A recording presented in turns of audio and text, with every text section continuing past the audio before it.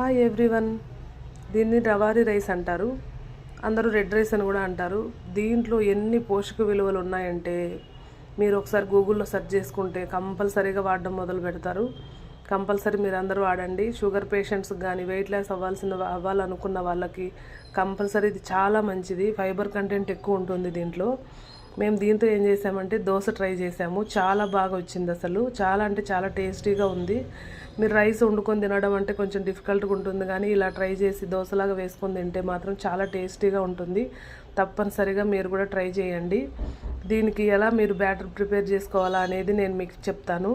Next short video చేసి upload చేస్తాను. దీనికి కాంబినేషన్గా మేము కొబ్బరి చట్నీ చేసాము. టేస్ట్ అయితే మాత్రం చాలా బాగుంది. అసలు ఏమైనా మనం ఇప్పుడుండే సొసైటీలో కంపల్సరీ హెల్త్ కాన్షియస్తో మనం ఇలాంటివన్నీ ట్రై చేసి హెల్త్ కాపాడుకోవాలి friends. Thank you for watching. Please share and subscribe to my channel.